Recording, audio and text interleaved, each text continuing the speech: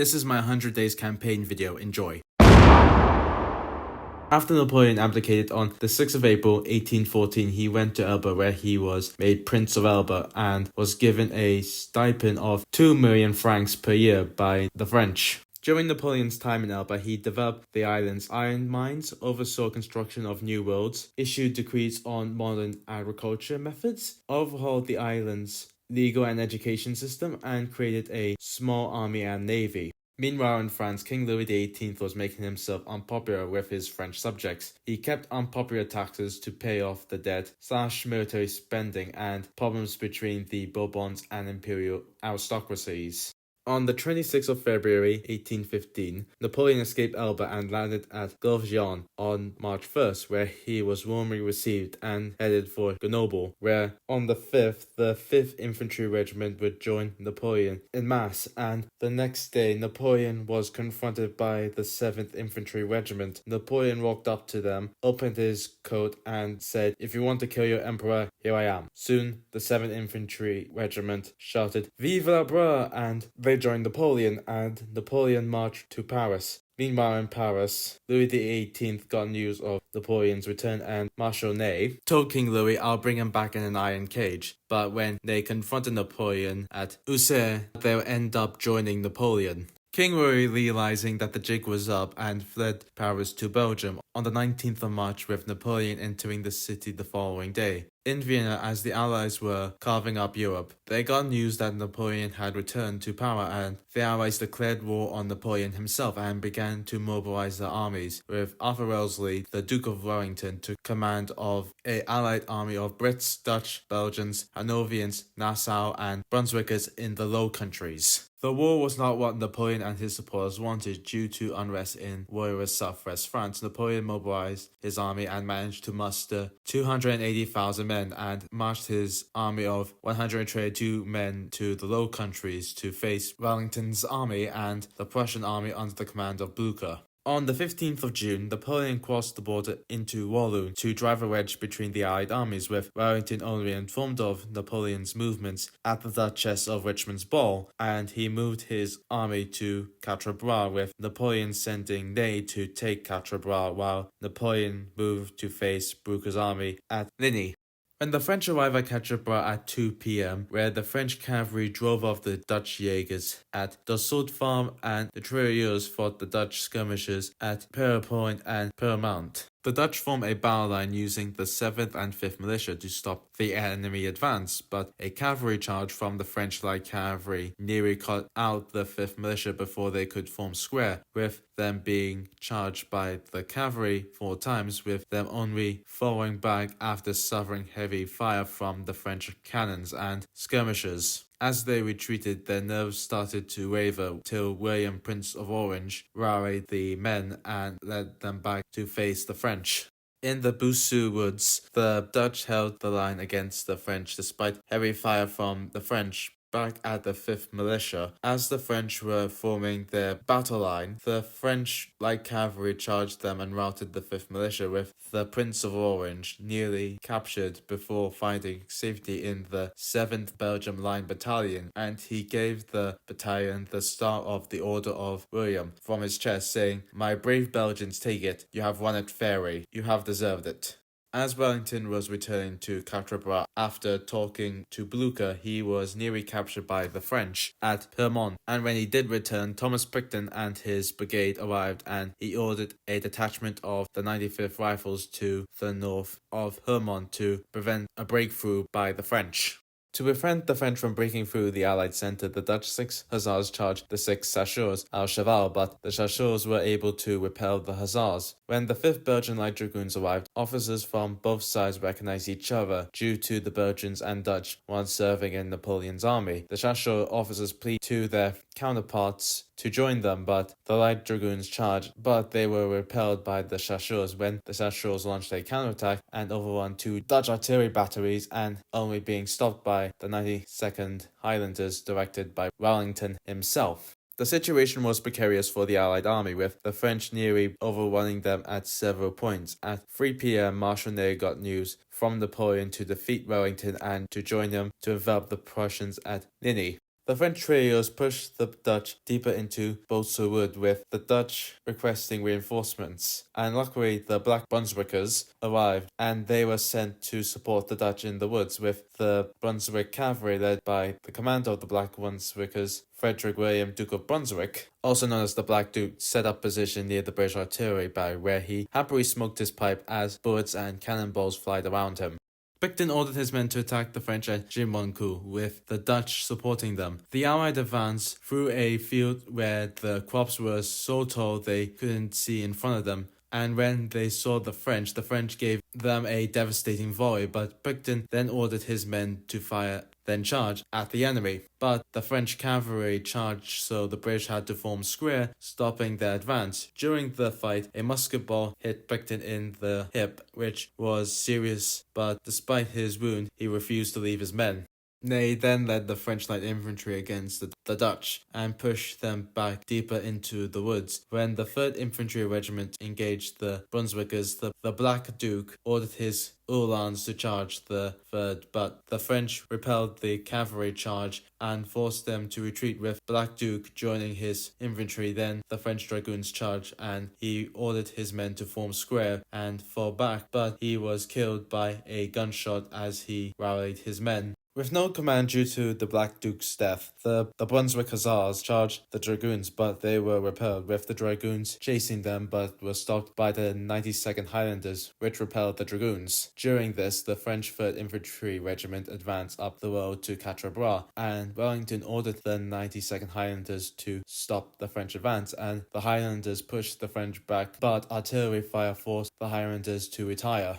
But when the Highlanders saw the French lancers, they thought they were Belgian cavalry. Only when a German told them that they were French cavalry, there was no time for them to form square, and the Highlanders fought desperately against the lancers, but were able to repel the lancers, and the Highlanders' battery Maud retreated back to the heights. At 5 p.m., the Hanoverians arrived and formed up for the battle. The Hanoverians, along with the 95th Rifles, attacked the French at Permont and captured an artillery battery before having to retreat by the French. At this time, Ney ordered his last reserves, the French heavy cavalry under the command of Francis Kellerman, to break the Allied centre. The 30th and 33rd Foot formed square as the 73rd and 69th Foot retreated. Then Kellerman ordered his cuirassiers to charge the Hanoverians, but a devastating volley repelled the attack, with Kellerman, having his horse shot from under him, ordered the retreat, with him retreating back to friendly lines on foot along with the surviving cuirassiers. At Busselwood, the British 1st Foot Guards arrived and pushed the French back, and their advance was only stopped by French artillery fire, and they took cover in the woods. The 3rd Foot Guards and the Coldstream Guards arrived, and Wellington felt confident that he had superior numbers to attack the French centre, and he ordered the attack. The Brunswickers pushed the French back, but the French tried to stop them with a cavalry charge, but the Brunswickers formed square and repelled the French cavalry. Picton ordered his division to advance, but his horse was shot from under him and landed on top of him, and his aide had to help him escape. The French launched another cavalry charge, and the Brits once again repelled the attack. During this time, Wellington received a plea from Blucher asking the British for help in defeating Napoleon. Wellington then ordered a counterattack and pushed the exhausted French back, with the 1st Foot Guards routed the French 3rd Infantry Regiment, but were forced to retreat by French cavalry and were only saved by the Brunswickers repelling the French cavalry. With night falling and both sides exhausted, the French retreated from Gimont, thus ending the battle. The French lost 4,140 to 4,400 men, and the British suffered 4,800 to 5,600 men, with Dillon arriving to support Ney after the battle was over, much to Ney's fury, because if Dillon arrived on time, he would have defeated Wellington. Blucher set up his army in a strong defensive position, with the stream in front of him and trees and villages protecting his 83,400 strong army. Napoleon deployed his 63,000 strong army to surround the Prussians at Ligny, then defeat them in detail. The battle began at 3 p.m. where General Van Damme ordered to attack the Prussians at Saint-Amand and La Haye, driving them out of the villages. Meanwhile, General Giard ordered his corps to attack Ligny, but got bogged down at the bridge due to heavy resistance resistance by the Prussians. Napoleon ordered General Delaun's corps to attack the Prussian right flank, but at 4 p.m. the Prussians launched a counterattack and retook Ligny, but a French counterattack pushed them back across the stream. Meanwhile, at Saint-Amand, the Prussians retook the town, which forced Vandamme to send his reserves to retake the town, which they did and opened up a gap in the Prussian center. But at La Haye, Blucher led a counterattack to retake the village, and they pushed the French out of the village. As Delaune was marching to Ligny, he got a message from Ney asking him to support him at Quatre Bras, but Delaune continued his march to support Napoleon. At 6 p.m., Vandamme sent another reserve of troops to support the French left flank and fill the gap at La Haye, just in time for the Prussians to launch an attack on the French left, which they held the line and inflicted heavy casualties on the Prussians. Napoleon sent his young guard to reinforce the French left flank after receiving reports of a large column which turned out to be Delaune's corps coming to Napoleon's aid, but only his advance guard would take part in the battle, with the rest of his corps marching to help Ney after receiving a report of Ney's desperate situation. At 7 p.m., the Prussians launched another attack at the French left wing, which broke the French, but the young guard launched a counterattack and pushed the Prussians back. Napoleon, seeing a majority of the Prussians were on his left flank and their position exposed, sent his Imperial Guard to Ligny and broke the Prussians. In a desperate effort to reform their line, the Westphalian Landwehr cavalry charged the Imperial Guard, but the Imperial Guard already formed square and repelled the Westphalian attack. The French would return the favor by having their cuirassiers attack the Prussian line, with them holding their own till the Imperial Guard cavalry charged and broke the Prussian line, with Blucher along with the rest of his cavalry performing a rearguard action as the infantry escaped. But as the Prussian cavalry was withdrawing, his horse was shot from under him, pinning him to the ground, with an aide coming to help him as the French cuirassiers passed them by. With fresh cavalry reinforcements, the Prussians were able to push the French cavalry back and allow Blucher to get to safety. With Blucher incapacitated, the command of the Prussian army fell to August von Gneisenau. Seeing the horrible situation that the Prussians were in, he ordered a retreat. The Prussians retreated in good order as darkness fell, with the French losing between 8,300 to 12,000 men, and the Prussians suffered 16,000 killed or wounded and 8,000 captured or missing and 21 guns captured. Napoleon had succeeded in keeping the Allied armies divided, with Gneisenau furious at Wellington for not coming to their aid. Blucher ordered his army to retreat to Rava to re-establish contact with Wellington's army. The battles of Ligny and Quatre Bras, Napoleon sent Marshal Emmanuel de Grouchy to go after the retreating Prussians, while Napoleon, with the rest of the army, went after Wellington's army. The morning after the Battle of Quatre Bras, Wellington received news that Blucher's army was defeated at Ligny. Wellington ordered his army to retreat to Waterloo during a heavy shower, and during the retreat, Wellington received a promise from Blucher to come to his aid the next day. On the 18th of June 1815, Wellington set up his 68,000-strong army on a gentle ridge to protect them from the French artillery fire and occupied the farms of Hougoumont, La Haye-Sainte, and Papelotte. At dawn, Napoleon set up his 72-strong army and waited for the ground to dry, but this action would cost Napoleon precious time. During this, Napoleon had breakfast with his generals at La Caille, where Soult suggested that they should order Grouchy to join the rest of the army, but Napoleon dismissed it, saying, "Just because you have all been beaten by Wellington, you think he's a good general. I'll tell you, Wellington is a bad general. The English are bad troops, and this affair is nothing more than eating breakfast." The battle began at 11 a.m. when Napoleon ordered an assault on Hougoumont in order to get Wellington to send his reserves to support the defenders at Hougoumont and to weaken the center, but Wellington didn't bite, and the British and German defenders desperately held the farm against the French assault. At noon, 80 guns of the French artillery opened fire on the Allied line, but the French fire was mainly hitting the ridge while others found their mark. At 1:15 p.m., Napoleon saw a column of troops at St. Lambert, 4 to 5 miles away on Napoleon's right flank. With Napoleon seeing that they were Prussians, he ordered Grouchy to join him, but Grouchy would never receive this order and continued following the Prussian rearguard, despite hearing the French artillery, with Gérard advising Grouchy to march to the sound of the guns, but he refused to march to the guns. At 1:30 p.m., Napoleon ordered his infantry to attack the British left flank, but heavy musket fire and a charge by the British heavy cavalry routed the French, with 2 Eagles being captured, with one of them captured by the famous Scots Greys. The British heavy cavalry, excited by their success, continued their charge towards the main French line, becoming disordered, and then the French cavalry countercharged, inflicting heavy losses on the Union Brigade, with their commander Major General Sir William Ponsonby being killed during the action. At 4 p.m., the British withdrew from the ridge to get better cover from the French artillery fire, but Ney, seeing this, thinking that the British were retreating, led a massive cavalry charge, only to be met by the British squares, which routed the French cavalry. This action is seen as a major blunder by Ney, because he did not order the infantry or artillery support in his attack. As Ney was charging against the British squares, Blucher arrived with his Prussian vanguard, with the Prussians capturing the village of Plusena and threatening Napoleon's right flank. This forced Napoleon to send his reserves to recapture the village and hold back the Prussians. Ney would order another attack on the British centre right flank with the remainder of his cavalry, with Delaune supporting him by attacking La Haye. Ney's attack was repelled by the Household Brigade cavalry, with Delaune having much success despite heavy resistance by the defenders of La Haye. And during the assault on La Haye, Thomas Picton would send up his division to support the defenders, but was killed during the action.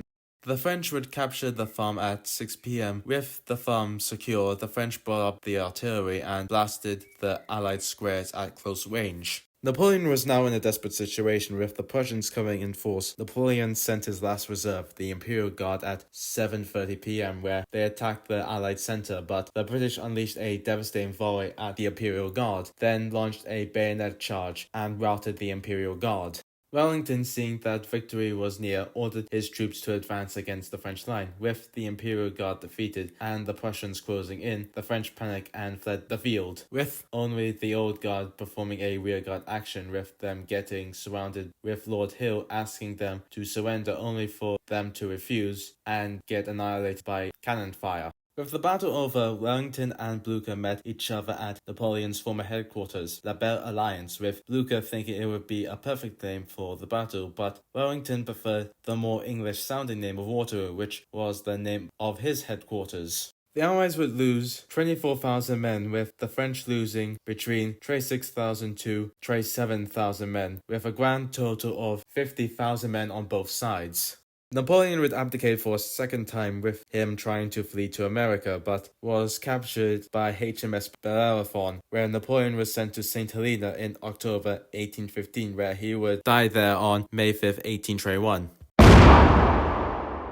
At 11:30 a.m., as Grouchy heard the French artillery fire from the Battle of Waterloo, with Gerard suggesting to Grouchy to march the sound of guns, but Grouchy would refuse due to Marshal Ney failing to follow Napoleon's order at Quatre Bras, despite the fact that Ney had to defeat Wellington's army in order to carry out said order. During the march, Blucher ordered Johann von Thiermann's Third Corps to defend Wavre, and at 4 p.m. General Van Daun's corps engaged Thiermann's corps, with him opening fire with his artillery and attacking the bridges guarded by the Prussians, with the 1st Kalmar Landwehr defending the Bayeux Bridge by removing the timbers from it and stopping the French from repairing it by firing and charging them. After defending the stone bridge at Wavre for some time, till Van Daun's troops managed to cross the bridge, only to be met in a vicious street fight, with the 1st and 2nd Kalmar Landwehr pushing the French back across the bridge, but the French would launch another assault across the bridge, only to be ambushed by the 1st Kalmar and the 30th Line Infantry Regiment in a side street, forcing the French to retreat across the bridge again. With the French unable to make any success on crossing any of the bridges, with the bridges at Brass River being destroyed by the Prussians, Grouchy ordered his divisions to head for Limel,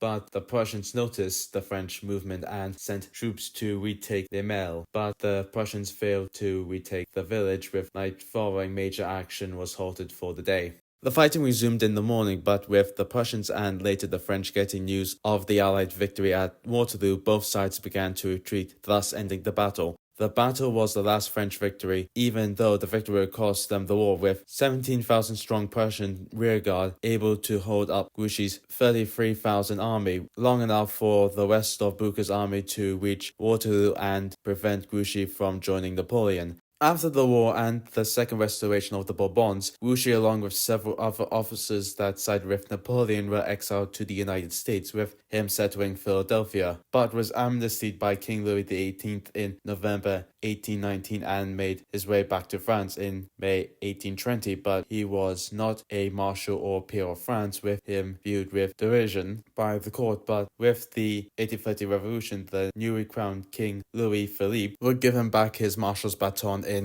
1831, and as a peer in 1832. Grouchy would die on the 29th of May 1847, age 80. If you like this video, like and subscribe. See you next time.